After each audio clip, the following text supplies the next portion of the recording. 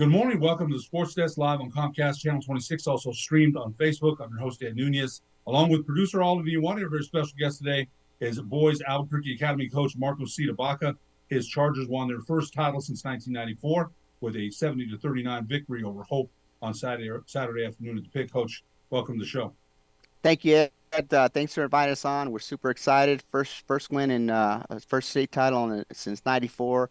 Everybody's really excited. All the alum reached out. It's been an overwhelming response to this. So thank you for having us on. Well, Coach, you and I have known each other a very, very long time, and of course, your son, um, you know, Marcos, no, it's Carlos CdeBaca. The last, he appeared. God, that kid could shoot. I remember when my son was coaching in St. Pius, and we watched your son. Man, he was the last Charger to appear. Your son appeared in 2013, the last time the Chargers were in the championship. They appeared in 2001 and 2008. Of course, Coach Brown had the run of 1989 through 1994, six straight championships. And it had been a while since the Chargers won one. And, when I went down on the floor, Taryn Batches, the great Albuquerque Academy athletic director, does a fantastic job. I was so excited.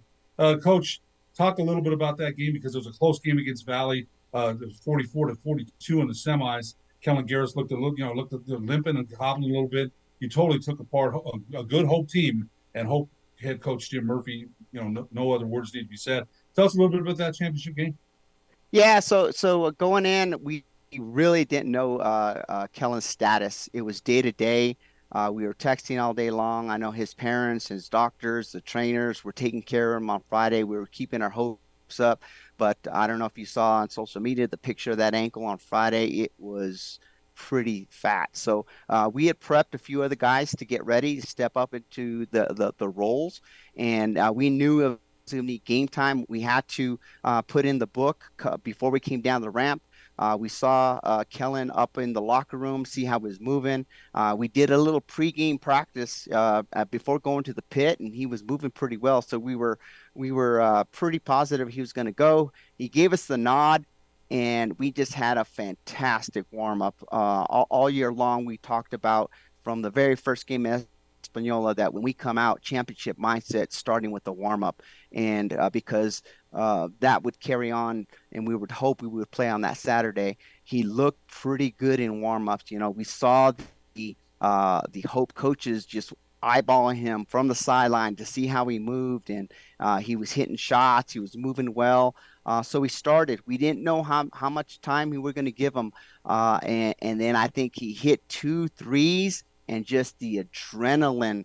I think that the boost it gave him and the boost it gave the team, the boost it gave me, I think really, really propelled us. So him starting that game, going out there and just gutting it out, I think in that first quarter was the key to the rest of the game.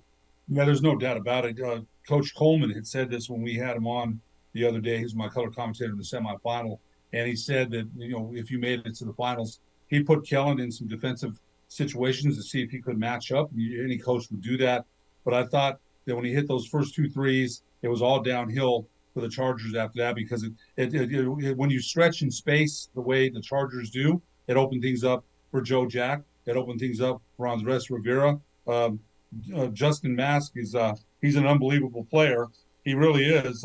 I told you this the other day, and I talked to assistant coach Anthony Santianes. Justin Mask had a 33-point game earlier in the season. So you put him a lot in the ball handling, let him ball handle a lot instead of Kellen. Talk a little bit about that adjustment to take a little pressure off of Kellen in that ankle. So honestly, we really have 3 point guards. I can put Justin, I could put Dylan, I could put Kellen.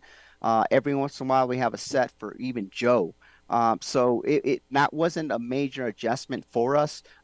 We did have the game plan to hide Kellen on the defensive end, but it turned out that we really didn't have to. So we take it quarter by quarter on who we put at the point. We look at our matchups, and Dylan starts the point, and then every once in a while we see that Kellen has a mismatch, and we give him the ball. And then when we take out Dylan, we put Justin at the point guard. So it's been a really fun team with all the pieces that I have to play with and all the adjustments that I can do on the offensive side that is hard for the other teams to match up against. That's there's some great video there of Andres Rivera. And I got to smile because I said my son and I had the honor of calling that game, and it was such a fun game to call. And you mentioned all the players you have. You do have three point guards, but I would say your primary one is Kellen. He's the one that you're right. He stretches, he comes down. He had that between the legs pass against Valley earlier in the season. Yeah, The kid knows the floors. He's the fastest one you have, and makes the plays from the point guard position. But you're lucky. You said that with Dylan McCleskey, who had a fine game, and then Justin Mask has a deceitful first right step. You wouldn't think of it, and boom, he's by you. And then he'll get to the line, draw contact, and make his free throws. That's a very hard team to space out and guard when you have the big lead. And give credit to Jim Murphy. He tried everything he could. He tried a yeah. zone. He tried a man. It's nothing against Hope. This was more about the Academy Chargers, and that's not a knock on the Hope Huskies at all. This was how good I thought, and I said this to you after the game. You proved who the number one team was in 4A. You lost three times. You won 13 at the end of at the end of the year, and great run in the state tournament. I think you proved who the number one team was, Coach, as far as winning the championship.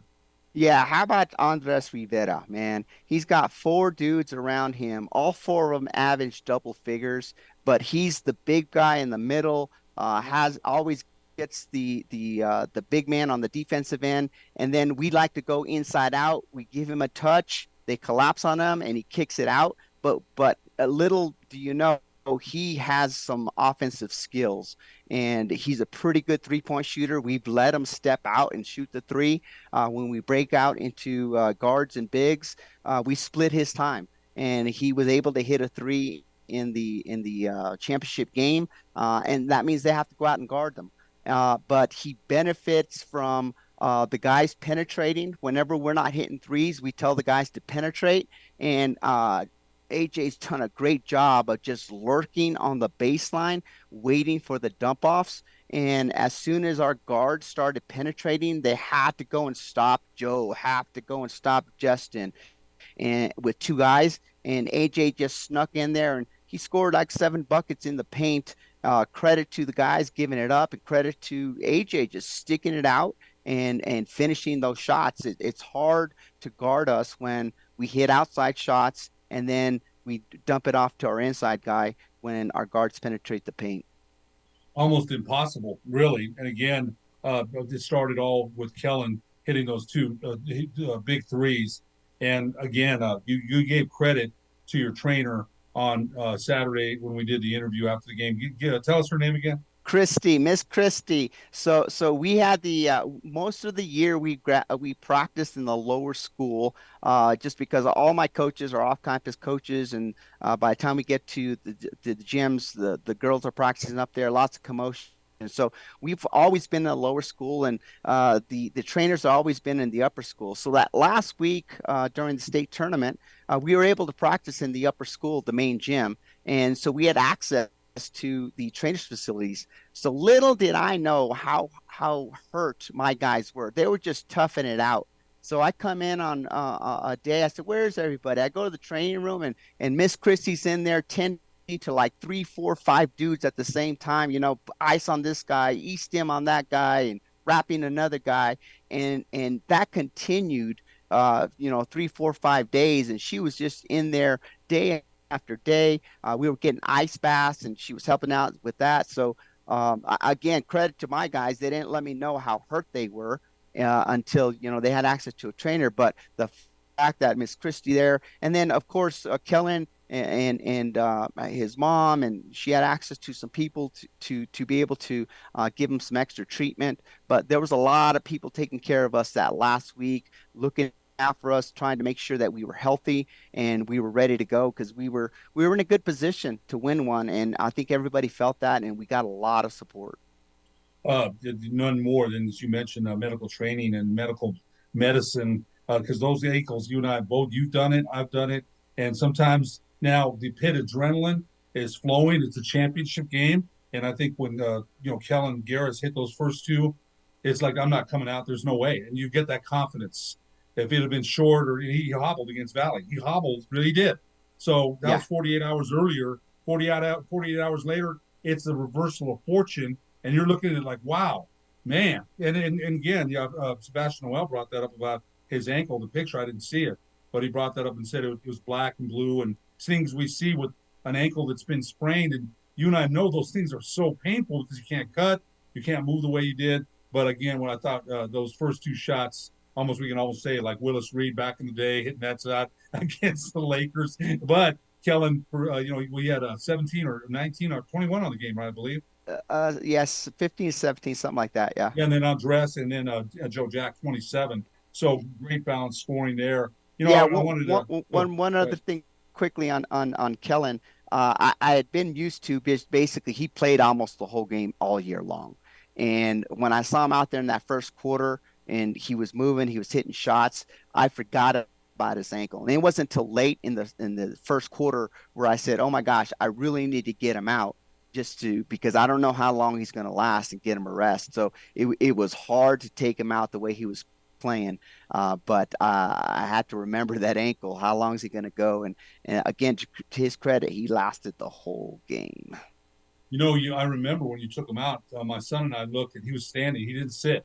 He didn't want to get that ankle That's right. cold, That's and right. so just again an amazing performance. But remember, he's a football wide receiver. There's that toughness too. Heck of a receiver. Good runs, good routes, has good hands, good speed.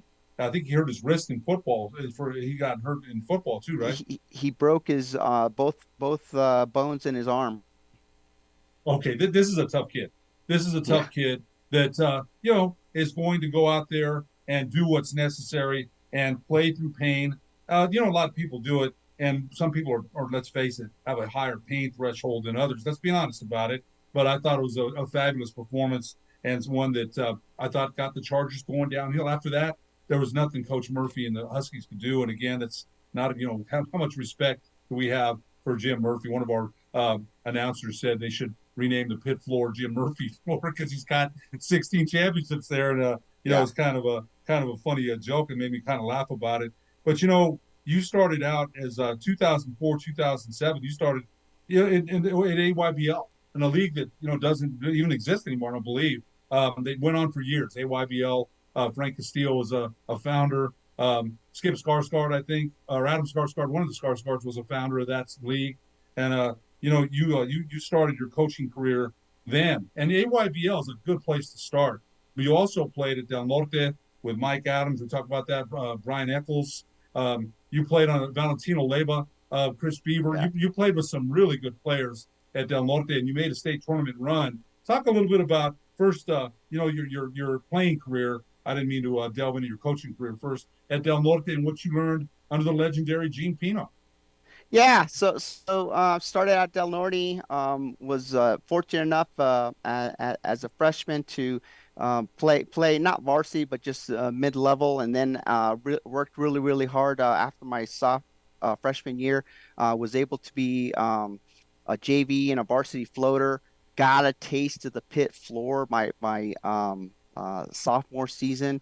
Got to sit on the bench. We played Cibola and we lost on a last second shot. I believe it was Jackie Satriana Oh yeah. who hit that shot at the buzzer. So it was disappointing.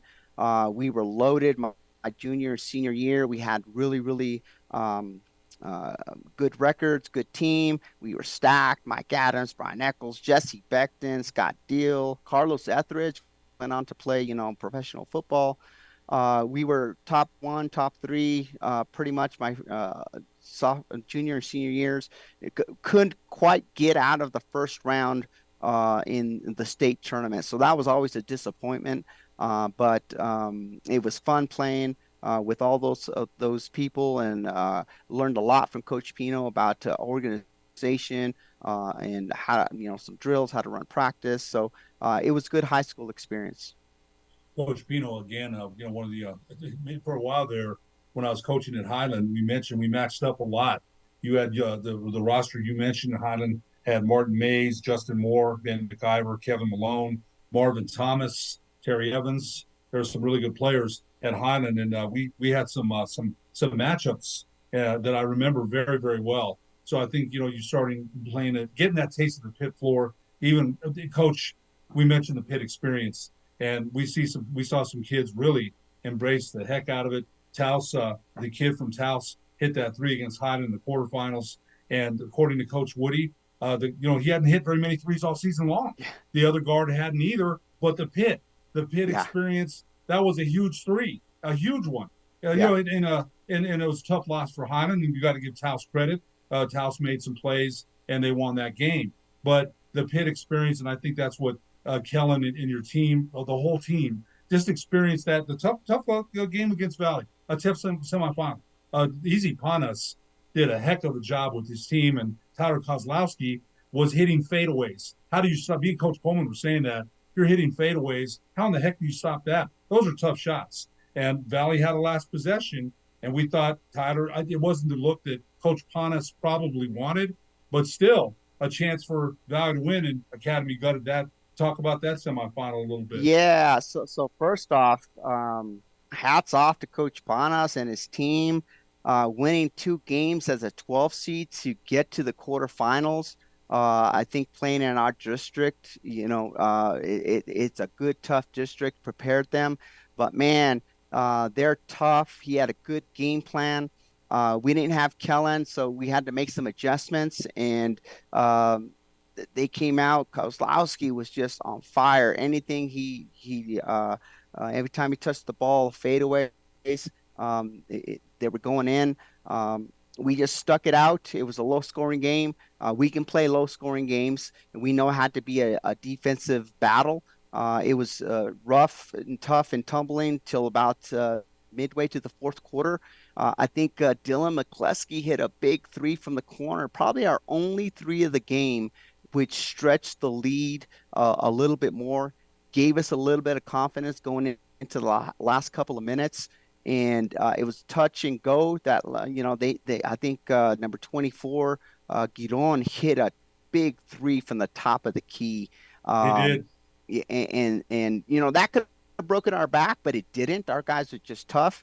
I think Jack Johnson comes down and hits a free throw to give us a 2-point lead. And then it comes down to, I told the kids, and I've told the kids, I've been there for 2 years. I told the kids, I'd rather win a game on a defensive stop than a buzzer beater. It just shows how much toughness you have, how tough you are. And, we went to the huddle. They went to the huddle. They had been running this double screen pretty much the whole game, yes, and having some pretty good success against it. So we knew what was coming. We knew that Chavez and Skalkowski's were going to touch the ball, and both of them ended touching the ball. Joe Jack did a fantastic job as Chavez came off the double screen to not give him any space. Chavez tried to get into the paint, and Joe Jack kept his ground. Chavez had to kick it out, and then Dylan McCleskey, another, we have a Kellen Garris, we have a Joe Jack, but a Dylan McCleskey and a Justin Mask, he had fantastic defense on Kozlowski, made him take a tough shot, tough three. And, we had the angle on it, and we saw from the bench that it was going to veer left. So we were super excited before the buzzer went off that's not going in. And that you have to be in a game like that, a close game. People are going to say, well, what happened against Valley? Well, several different things. Valley came to play, but you got to that's part of the pit experience. Being a close game, win it at the end, whether it be a buzzer beater or a defensive stop. So I'm glad we were a part of that game. Yeah, it was a great game. You're right. And it kind of makes me laugh when people say that what happened against Valley. Well, we won. The bottom line is we won. You're not going to win every unless you've been inside the huddle with the board.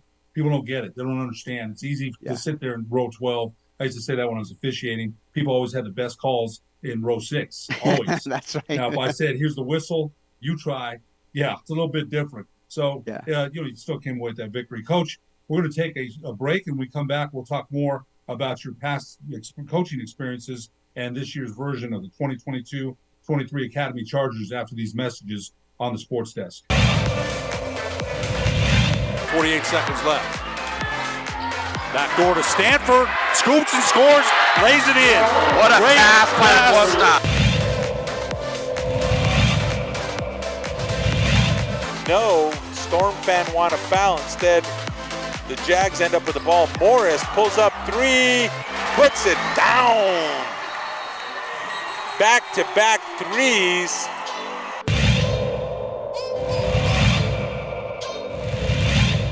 Run and be patient. Now they got to speed the that. process. Under his legs on the pass. What a dime from Kellen Garris to Justin Mass.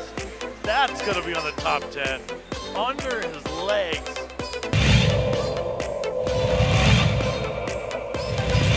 Now again.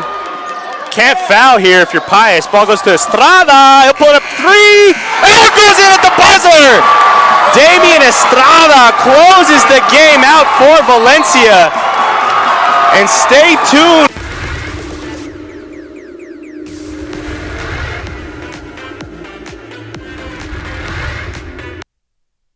We would like to thank the following sponsors for making this broadcast possible. Sometimes it's the small things that make life easier, like never worrying about being declined at an ATM when only cash will do. With You're Covered from US Eagle, we'll cover you, even if the money's not there. That's a good feeling. And we do it with no extra fees or penalties.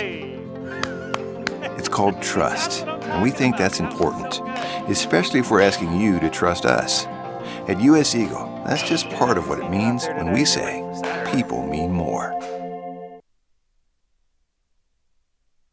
Welcome back to the Sports Desk Live on Comcast Channel 26, also streamed on Facebook. I'm your host, Ed Nunez. Our very special guest today, Academy boys head coach Marco CdeBaca. His Chargers won their first championship since 1994 with a 70-39 victory over the Hope Huskies. And, Coach, these photos are courtesy of Marty Seiss, who takes more pictures than just about anybody. So he was kind enough to send us these, and, thanks to Marty for that. But, Coach, we just talked about it. You got to spend some time as an assistant with Coach Greg Brown. Greg Brown, Volcano Vista beating Sandia on Saturday, 43-31. And you also got to spend some time with Coach Mike Brown. And it's fitting that we mention that because the Chargers had such dominance for a long time under Coach Brown. And, we mentioned Coach Brown, the likes with Ron Geyer, Jim Holzman, Ralph Tasker, Jim Murphy, Pete Schock. There's so many great coaches in the state of New Mexico, but Mike Brown, absolutely one of the best. Talk about spending time with both of them because they're both an extension. Greg's an extension of his dad. So is Danny. Talk a little bit about spending time first with Papa and then being an assistant with Greg. Yeah. So it's 2017. I was an assistant when we won it at Volcano. And Greg said that the next year he had hinted that his dad might join us on the bench. And I was so excited. And when he first showed up, I was starstruck. I can see how when you see a famous person, you're just in awe. I've never been that, but when Coach Brown, Papa Brown, we were on the sideline, I just could not believe that I was on the sidelines with him. And I stepped back as far as what I did for coaching and just watched him. What an opportunity I had to be on the sideline with a legend like Papa Brown and just see how he coached, see some of the advice he gave the players, how he talked to Greg. And then when I had a chance, in between water breaks or before practice or after practice, just pick his brain on different situations. How would you play this? How would you play that? He was a brilliant mind and he had a steel trap he could remember every single play from every game. Unbelievable. So that year was a special year for me to be able to be on that sideline with him and just soak it all up.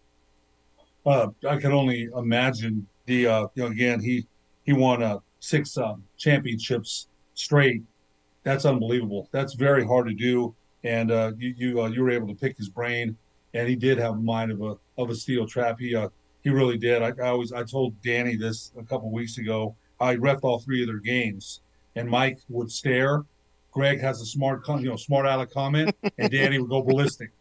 And so No, even though Coach Brown knew me from Holy Ghost, and he, didn't spare me the rod at all, right? And that's okay because we were all still close, even when it was all said and done. I didn't really officiate anymore. We still had a lot of respect, healthy respect for each other. We saw, my son and I saw Greg coming into the pit on Saturday, and big hugs and good luck. I was excited for both of them. I saw Cesar Cuevas and another Volcano Vista assistant. I said, "Hey man, flip a coin." As far as I'm concerned, because those dudes are both good friends of mine. I couldn't really root for either one of them. I was happy for them. I texted them both, wished them both good luck. It's amazing, right, to see two brothers in a championship game. I actually ref their game at Highland when Danny was at Highland and Greg was at Monsanto to go to state. I ref that game, and I still remember that game. It came down to a last play, and so of course, they're both intense coaches for sure.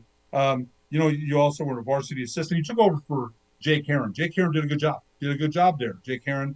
And what was your challenges? COVID was a challenge. You're taking over through that. It was a challenge for everyone. I thought again, Jake Heron did a good job. Talk about what it was the challenge to build the program there at the academy. Yeah, so I was assistant coach during that COVID year. Very, very tough year. We went 2-10. I think we started the season 0-8. We had a bunch of young ones on the team, so they were taking some tough losses, and but I was able to build some good relationships with all the young guys, McCluskey, Joe Jack, and some of the other guys, Rivera and Kellen. And when the job came open, I never was it on my bucket list to be a head coach. But I had some support from the community, from coaches, from administration, from the players. Hey, you should throw your name in the ring, just see what happens. So I did. There was a nice group of candidates and much more experienced than I was with head coaching. But I took seriously. I went in there. I prepared. I told the administration and the interview panel exactly what I would do. I went in there with a plan, and lo and behold, they hired me. So I had to stick to that plan, and I had the trust of the kids. I put together a really, really good coaching staff. Steve Miera, Anthony Santillanes, Coach Dan Long's our big man's coach. I got a couple of young ones, Nate Spratley and Derek Priscilla, who went to the academy that loved the academy and loved to be part of the culture. So we put that team together of coaching staff, and we had a pretty good year last year. 18-8, went to the quarterfinals, lost against Pius, and it was a start. We didn't know exactly what we were doing, but we did some things right. We had about a year. Last summer was key in June. We had a lot of kids. Basically, we played every single weekend. A lot of kids didn't go on vacation. They stuck it out, and I think that's what helped us this year is just the commitment. These kids, everything's optional.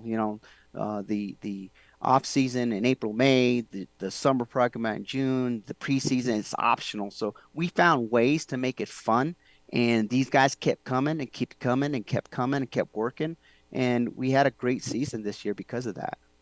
Coach Marco CdeBaca, of course, I'm glad you mentioned your assistant coaches. You also got James Borrego, the former Charlotte Hornets coach. He's coaching your mid school. I mean, wow, what a pick his brain, right? That's got to be amazing. So we got to wrap it up. But Coach, we wanted to again congratulate you, Academy's first championship since 1994, 70-39 win over the Hope Huskies on Saturday. Thank you so much for joining us on the Sports Desk. The future looks bright indeed for the Academy Chargers. Thank you. Thanks for having me on. Shout out to my family who supported me all that time. For producer Alan Iwani, I'm Ed Nunez. We'll see you next week on the Sports Desk.